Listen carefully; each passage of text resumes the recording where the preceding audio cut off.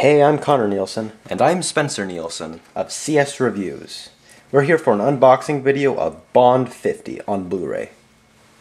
I will be unboxing. And I'll be providing color commentary. Now, as you can see, this is the Blu-ray edition, and this is celebrating 5 decades of Bond 007. It's a limited edition. I'm joking. It's not going to be one of those unboxing videos. This one's going to be good. Alright, so let's get going. Now, along the way, we're going to be talking about our views on each of the individual Bond films, what we think of all the Bonds, our favorite Bond car, girl, gadget, etc. And as you can see on the cover, we have all 6. Whoops, easy there, Spencer. Now, on the cover, you can see it says Bond 50. It has all 6 of the Bonds: Roger Moore, Sean Connery, Daniel Craig, Pierce Brosnan, George Lazenby, and Timothy Dalton, all in front in their tuxedos with their guns. Now let's just pull off the little back thing there. Stick on there with some kind of nice glue. There you go. Alright, let's show it for the people. Alright, there it is. And there's the back. Nothing really special back there. Now, it is a kind of glossy cardboard, so it will track fingerprints and grease, etc. Alright, so there it is, the nice, beautiful package. I think it looks excellent. How does it feel, Spence? Feels great. Has Alright. a nice texture to it. Nothing stands out, but it feels nice. Alright, that's good. Now let's get opening to the 2 booklets.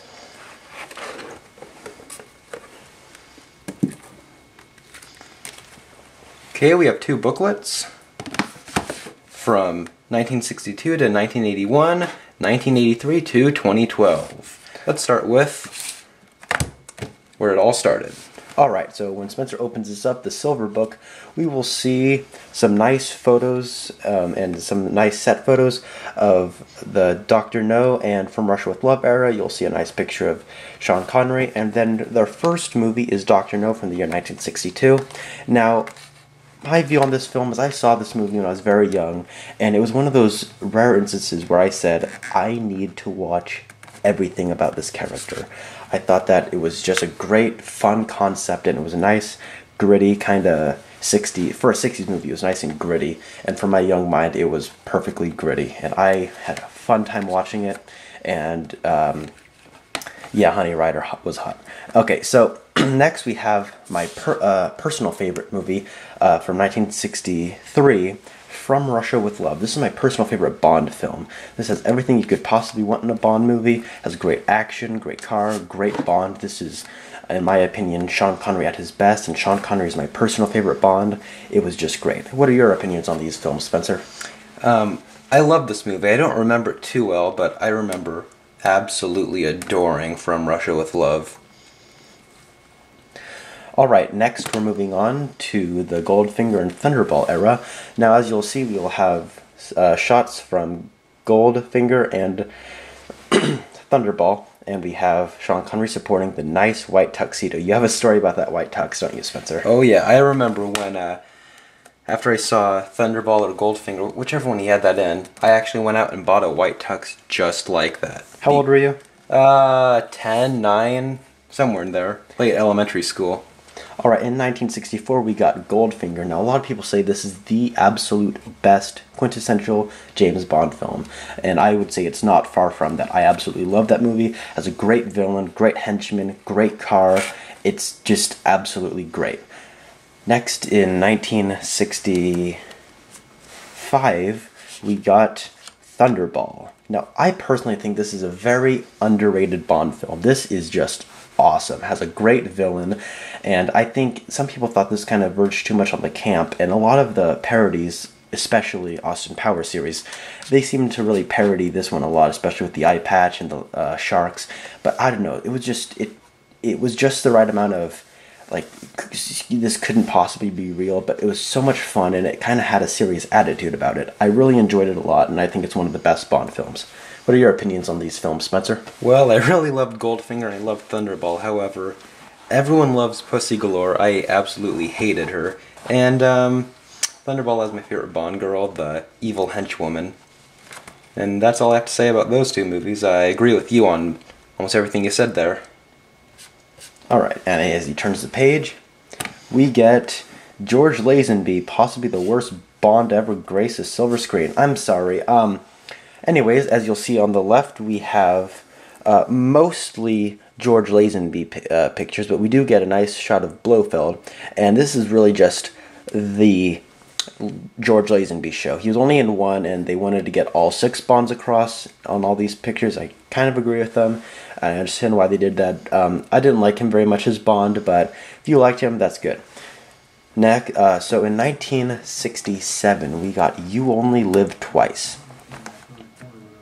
I don't remember this movie very well. I remember liking it, and I remember loving the fact that we finally saw Blofeld, and I thought it was a little weird about the whole like Oriental culture and everything. It was a whole new thing to me.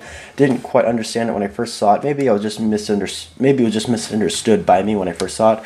I gladly want to look back at it, and you know what? I have fond memories of that. Hollowed Out Volcano for the win. Next, we have On Her Majesty's Secret Service. Now, I try to find something to like in every single Bond movie. Now, when I was younger, I absolutely hated every moment of this movie. I thought it was a complete train wreck, and I hated George Lazenby. Now, maybe that was just my younger, juvenile self, but I remember watching it about 5 times and never liking it at all. Now, I understand this is, Christopher Nolan loved it. He had an homage to it in Inception. I know a lot of people say this is the best Bond movie ever. I just don't remember liking it very much at all. But maybe I just need to rewatch it. Maybe that will benefit for me. Well, these are the 2 movies where Bond gets married back to back. So I agree with you here. I don't remember that much. I just remember being completely confused by the beginning of You Only Live Twice, where he gets like killed or something. And you have the British underwater coffin like funeral. I thought that was kind of interesting. But as far as On Her Majesty's Secret Service, I thought it had some cool action sequences, but it really just fell flat in the middle. I didn't get the whole subplot with the mob boss's daughter and how they fall in love. I just didn't like it. Maybe we should rewatch it, because it's been a while since I've seen a lot of these earlier ones, but I'm looking forward to it. Here the restorations are great. Alright, and as we turn the page, we have 1971, Diamonds Are Forever, and we have 1973 with Live and Let Die. Now, on the left, we will see Roger Moore. Now, a lot of these shots, the only shots that feature Bond in them are the Roger Moore Bond. You have Roger Moore right here and right here. You can't see Sean Connery very well. He's between a couple of legs. But we do get Blofeld, and there's Baron Samedi, and we get Roger Moore himself. Now, Diamonds Are Forever. I remember really enjoying that movie. I know a lot of people absolutely hate it. I don't know, I maybe I was just too young. It was like Sean Connery was back as Bond, and I remember really enjoying it. A lot of my family members really liked that movie. Have a lot of fond memories with it. I don't exactly remember the movie very well at all, but maybe time hasn't stood very well with that. I will watch it again. I will enjoy it for what it is, or maybe I won't like it anymore. And next, we have Live and Let Die, the first time Roger Moore has ever been Bond. And, well, I remember really liking this movie a lot. I remember thinking it was pretty cool to finally see Bond in New York. I thought it was kind of cool to see a witch doctor. I really liked that boat sequence. I liked the theme song. I think Live and Let Die by Paul McCartney and the Wings is my absolute favorite James Bond song. I remember liking the movie a lot. Still don't remember it very well, but I do have fond memories of it. You, Spence? Diamonds Are Forever? Well, just kind of what everyone else says about it. It's a campy, memorable James Bond movie with some ridiculous moments. As for Live and Let Die, well, we got ourselves a regular Ben Hur down here. Oh, that's great because Ben-Hur's just right up there. Like, anyways, Yeah, J.W. Pepper. Man, what a weird character. It was kind of interesting to see a black exploitation movie featuring James Bond, but I enjoyed it for what it was.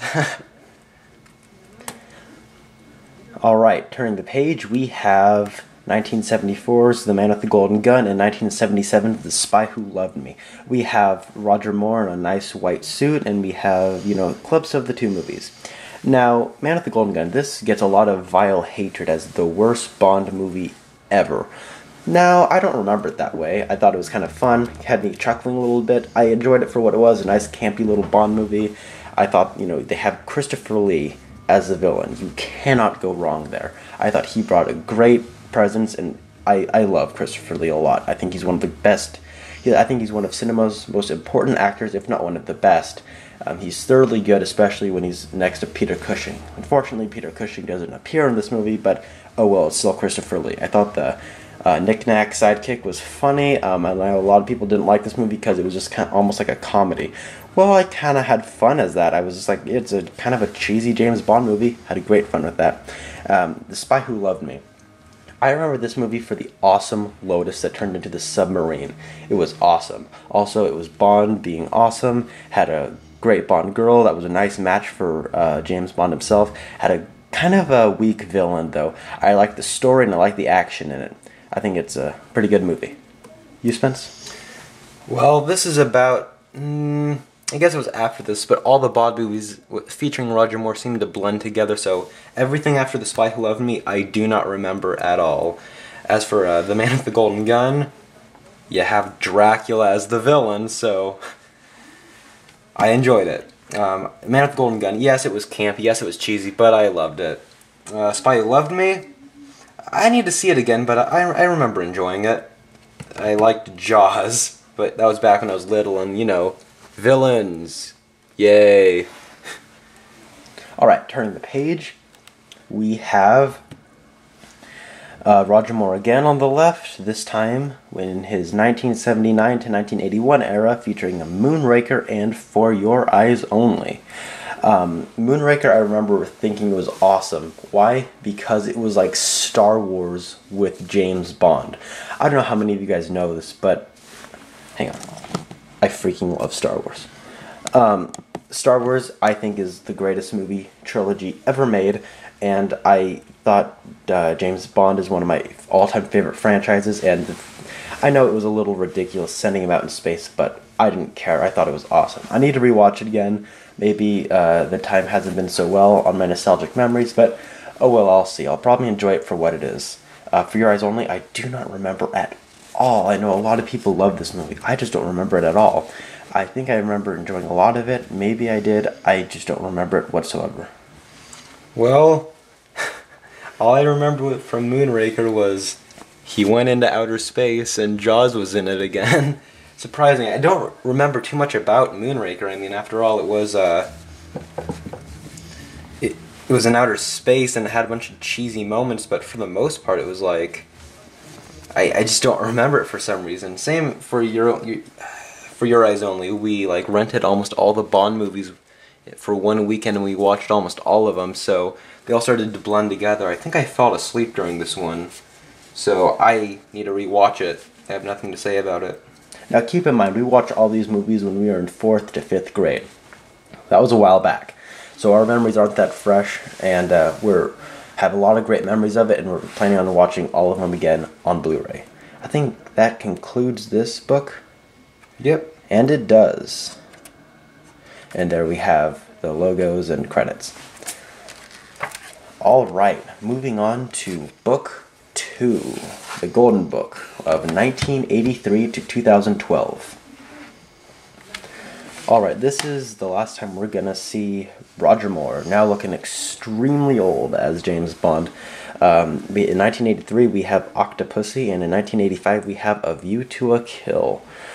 Octopussy I do not remember very well. I remember it being Indiana Jones, but with James Bond. Now, that was awesome. I thought it had a great action sequences, absolutely great action sequences, and Yo-Yo Saw, I thought that was kind of cool. A little ridiculous, but I enjoyed it for what it was.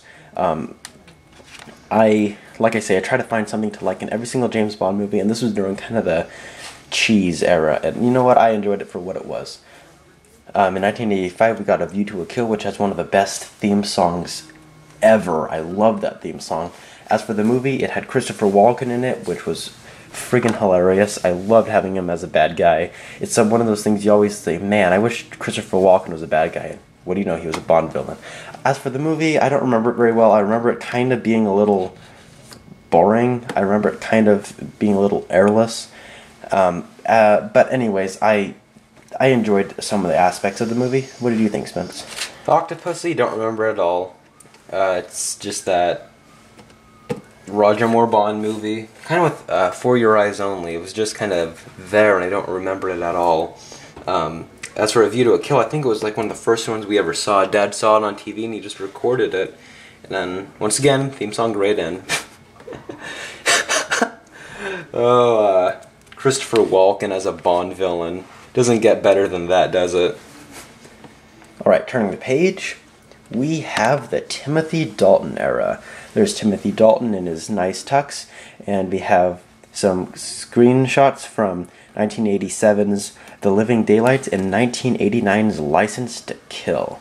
Now, The Living Daylights was weird for me. I remember everyone telling me how much my mom and my aunts and all my relatives talking about how much they hated Timothy Dalton. They said he was, just kind of gross and he looked like a lion.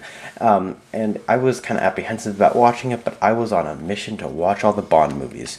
Now, I remember when I first turned on The Living Daylights, and it kind of had a interesting theme song. It almost looked like a Western, but when I turned that on when I got back from camping, I was in Bond mode, and it was awesome. I thought Timothy Dalton was awesome and brutal as James Bond. I'm kind of sad he was only there for 2 films. And then License to Kill, I don't remember all that well. I remember The Living Daylights more, but I remember Robert Davi being a pretty awesome villain and Benicio del Toro being pretty cool too. Timothy Dalton is once again pretty awesome and brutal as James Bond, but I don't remember the story very well. I did like this era, and I was kind of ashamed it was only 2 movies long though. Still, liked it a lot. You, Spence? I don't remember it. I just remember like a mountain ski battle, except for they were riding on a cello case, and like the footless water skiing. Then Bond was like revoked of his license to kill. That's all I remember from it. Yeah, that's it.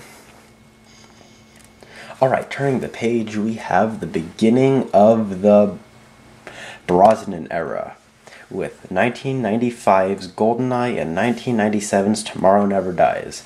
Pierce Brosnan, I always thought was a great Bond villain. Not Bond villain, he was a great Bond. I'm sorry, I'm getting ahead of myself with GoldenEye. I thought he was a great Bond, and I thought he was... Only problem was he had pretty poor scripts. On the left, we'll see Alec Trevelyan, played by Sean Bean. Now, that's what I was meaning. He was a great Bond villain. I always wanted to know, now that I'm older, I was always thinking, man, Sean Bean should be a Bond villain. Oh wait, he was in GoldenEye. Great video game, by the way. You need to play it. The Nintendo 64 version. And along the side we have shots from GoldenEye and Tomorrow Never Dies. GoldenEye, man, that was awesome. It was one of those things where I first watched it, and it was just so cool. I loved Pierce Brosnan as Bond, and I loved the throwback plot. Thought it had a really memorable villains, especially Xenia Onatopp in 006, and I don't know, I had a great time. And Tomorrow Never Dies, that's the one I couldn't really get into. I didn't like it very much, and I thought it had a weak villain. I thought it had a weak plot. I didn't like the Bond girl very much. She seemed like she was trying way too hard to kind of be the Barbara Bach Bond girl from... sorry about that. From that one... I'm trying to remember. What is it called? Spy Who Loved Me. Yeah, The Spy Who Loved Me. Sorry, I'm pulling a blank. Watching all these Bond movies before my eyes. Alright, so... what are your opinions on these movies, Spencer? This is where I started remembering Bond again. I loved Brosnan as Bond. He was cool. GoldenEye, love it. One of my favorites. Tomorrow Never Dies, I mean, this had a great script. A lot went into GoldenEye. It was classic yet contemporary for its time. Here it was just generic. I mean, goodness. But like, hey, Bond's back. We got a lot of money off of GoldenEye. Let's just put together your generic spy movie, put Bond on it, and there you have it. Get some money. Yeah, let's get some money. Get some sweet green.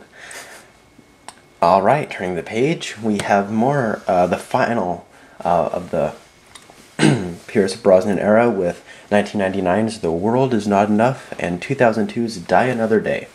On the left you will see kind of gray-haired Brosnan with a little bit of gray in his hair, not gray-haired, with his Wolfram PPK with a nice silencer fitted on it, with screenshots from The World Is Not Enough and Die Another Day. World Is Not Enough, yeah, this Tomorrow Never Dies kind of blend in together with me. This one kind of was trying a little harder, but I felt that it still kind of felt generic. Desmond Llewellyn's passing on to John Cleese I thought was a good moment, and I love Desmond Llewellyn as Q. I thought he was a great presence on screen whenever he was there. Absolutely loved him. Always liked looking forward to the Q scenes every time I watched a Bond movie. Die Another Day, well, I was on TV last year and I watched it. I liked it for the first act or so. I thought it had a really entertaining opening scene, but then it just kind of got overblown with all the really poor special effects and more reliant on CGI than actual stunts, which is a shame because it's a Bond movie. Yeah, it's just meh to me. The World's Not Enough, don't really remember it very much. Had a kind of a weak villain, and yeah. What's your opinion on these movies, Spencer? Well, The World Is Not Enough is weird for me because I don't exactly remember it, yet I remember enough of it to the point where I go, I mean, the villain had a cool setup, but he just came off as weird. The Bond girl / villain just came off as weird. And Denise Richards sucked in it. Yeah, very much. Had an awful double entendre for the closing line. It was awful. I don't remember it too well, but I just remember not liking it. It just felt weird for me. Once again, Brosnan's great as Bond, just not a good script to go along with it. Die Another Day, train wreck. Oh my goodness, is it awful. I mean, bad Bond girl, bad special effects. Only good thing about it was his car. He just had his Aston Martin. Yeah, but it was all invisible, and it was, had a nice car chase sequence in it, though. Yeah, I thought that was cool. Even for a Bond movie with all the cheese and camp, this just sticks out really badly with the awful CG Pierce Brosnan parasailing on a tsunami in Antarctica or wherever it was. Yeah, wherever that was. Yeah. And then we get Rebirth. Turning the page, we have the Daniel Craig era with 2006's Casino Royale and 2008's Quantum of Solace. Now, I remember when Casino Royale was in the theaters and I was like, oh my gosh, a Bond movie. And I didn't actually watch it when it was in theaters. I don't know why. Everyone was asking me to. I just didn't know if I was allowed to. I don't know. Anyways, I watched the movie. It's awesome. Great. I wouldn't call it a reboot, but it was a nice, new, fresh era. Now a lot of people call it a reboot. I don't. It's still part of the Eon canon. That's the way I see it. Great movie. And on the left, we'll see Daniel Craig with shots from Quantum of Solace and Casino Royale. Now, Quantum of Solace, you know how I said I couldn't find anything to like in On Her Majesty's Secret Service when I first watched it? Well, I can't find anything to like in Quantum of Solace. I mean, if you just watch it not as a Bond movie, it's very generic and it's like it almost wants to be a Bond movie. But if you watch it as a Bond movie, it's like it's trying too hard not to be a Bond movie. It's trying to be like a espionage thriller that's not Bond. I don't know. I didn't like it very much. Didn't like either of the Bond girls very much. Didn't like the villain. I don't know. It was just very dull for me, and it just felt very mundane and ordinary and generic, which is a shame because it's this. And I also didn't like the fact that it's a direct sequel. I know a lot of people like that kind of change. I didn't, but you know, whatever. As a follow-up to Casino Royale, disappointed. Your opinion, Spencer? Casino Royale! I love Casino Royale. Great car, great Bond, great, throwback plot. It's more based off of the novel than in the past where it was just they took a name and just wrote a standard spy espionage script. It was cool that we got to see a grittier, more down-to-earth Bond than, CG Bond on a CG parasail. On a CG tsunami, man. In CG Antarctica, baby. Or wherever it was. Yeah, wherever it was, North Pole, whatever. Quantum of Solace, one word, disappointing. What were they thinking? They could have turned a direct sequel into something that actually could have been a good idea, but it just comes off as weird. I mean, you have this awful villain. Who cares if he's related to a previous Bond villain? He's not related. He was in Munich, where he played the son of the actor who played Hugo Drax, who was the villain in Moonraker. Oh. Well, it's screen relations, man. Oh, screen relations. Oh, I see. But I guess it didn't rub off on him well. He was a weak villain. Weak Bond girls, weak script, weak story, weak acting. Guess Daniel Craig was alright. Yeah, I do like Daniel Craig as Bond. I think he's nice and kind of just nice, mean killing machine. And turning the page, that wraps up the Daniel Craig era thus far. And as you'll see on the left, we have a nice photo gallery of all 6 Bonds this far. And in 2012, we have a nice placeholder for Skyfall. This is a brilliant idea. Some people are complaining, asking, what are we going to do with the empty Skyfall cases? Well, you throw them away and put them in this nice box set. I mean, this is great stuff.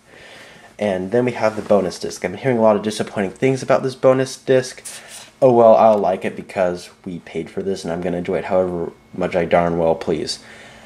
Alright, I'm very excited for Skyfall. Looking so much forward to it. Love Adele's theme song. I'm not the biggest Adele fan, but I thought her theme song was excellent. Now, at the time of this recording, we have not gotten the movie Skyfall yet, as you can see, and I'm very, very excited. What are your opinions on these last two? Spencer? Well, I'm looking forward to Skyfall, and I'm looking forward to seeing some bonus features. As much as I love seeing, like, in Ben-Hur, this Godfather box set over here behind there, that there's a lot of stuff to it, but I don't have a lot of time to sit down and watch a whole bunch of bonus features, so just a little will do. I mainly just like watching the movie, getting the movie experience, but it is cool to seeing some nice bonus features. Here they skipped out on a little bit, but oh well. Yeah, Bond 50. It's nice. Now this looks like an excellent set. I'm going to be looking forward to watching and listening to all these movies in HD. Totally pleased with the presentation. I think this is going to be excellent. Yeah, very much. Favorite Bond, Sean Connery. Favorite Bond car, the Aston Martin. Favorite Bond girl, the villain from Thunderball. Favorite Bond movie, to be decided. Alright, and Connor's choices here. Favorite Bond, Sean Connery. Favorite Bond car, the Aston Martin from Goldfinger. Favorite Bond girl, to be decided. Favorite Bond villain, Blofeld from You Only Live Twice. Just my memories of that was just awesome. Favorite Bond movie, From Russia with Love. And there you have it, Bond 50. Alright. Spencer, you have anything to add? Alright. Well, that concludes this unboxing video. I'm Connor Nielsen. And I'm Spencer Nielsen. Signing out.